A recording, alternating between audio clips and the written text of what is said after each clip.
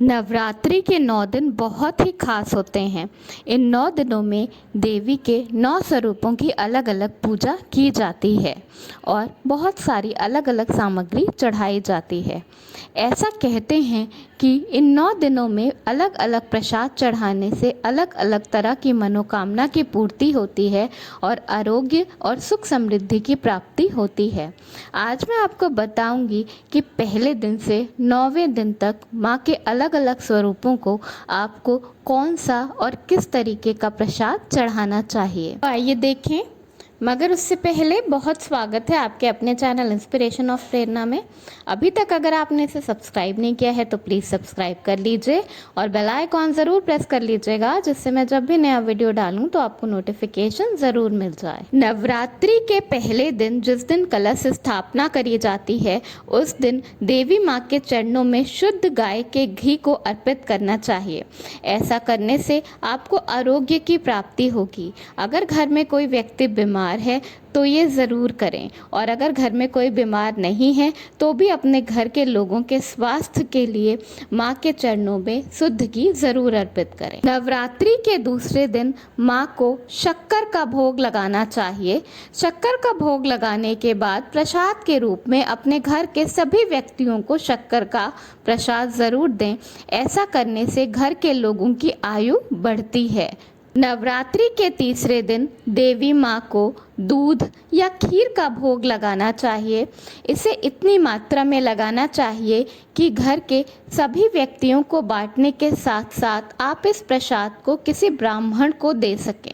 ऐसा करने से घर में बहुत सारी सुख समृद्धि आती है। नवरात्रि के चौथे दिन हमें देवी माँ को मालपुए का भोग लगाना चाहिए और उसके बाद इसे गरीबों को या ज़रूरतमंद लोगों को बांट देना चाहिए।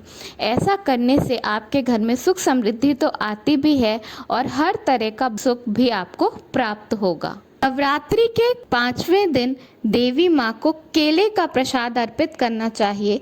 केले का प्रसाद देवी माँ को चढ़ाने से निरोगी काया की प्राप्ति होती है। केले का प्रसाद चढ़ाने के बाद आप केला अपने घर के सदस्यों के साथ साथ और भी आपके घर में जो लोग काम करते हैं या आसपास के लोगों को ज़रूर बांट दें। नवरात्रि के 6ठे दिन माँ भगवती को शहद का प्रसाद चढ़ाना चाहिए। ऐसा कहते हैं कि जो शहद का प्रसाद चढ़ाता है उसकी आकर्षण शक्ति बढ़ जाती है। ये ज़रूर करना चाहिए। माँ भगवती को 6ठे दिन शहद का प्रसाद जरूर चढ़ाएं। नवरात्रि के 7वें दिन देवी माँ को गुड़ का भोग लगाएं और इसे ज़रूरतमंद और गरीब व्यक्तियों को बांट दें। ऐसा करने से आपको वैभव और सुख की प्राप्ति होती है। समाज में आपका मान सम्मान बढ़ता है। नवरात्रि के 8वें दिन माँ भगवती को नारियल का भोग लगाना चाहिए और उस नारियल को दान कर देना चाहिए। ऐसा कहते हैं कि ऐसा करने से संतान के ऊपर से सारा दुख संकट मिट जाता है और संतान की तरफ से आपको जो भी परेशानियां हैं वो दूर हो जाती हैं। नवरात्रि के 9वें दिन माता भगवती को तिल का भोग लगाएं और उसके बाद इसे दान कर दें या किसी ज़रूरतमंद व्यक्ति को दे दें। ऐसा कहते हैं कि ऐसा करने से आप पर से अकाल मृत्यु का साया हट जाता है। तो ये हैं 9 दिन के 9 प्रसाद जो कि आपको माँ भगवती को अर्पित करना चाहिए पूरी श्रद्धा से। ऐसे तो कहा जाता है कि माँ भगवती को पूरी श्रद्धा से चढ़ाया हुआ एक चावल का दाना भी बहुत होता है। जो भी करें पूरी श्रद्धा से करें। माँ का आशीर्वाद आप पे सदैव बना रहेगा। धन्यवाद। वीडियो पसंद आया हो तो लाइक करिएगा।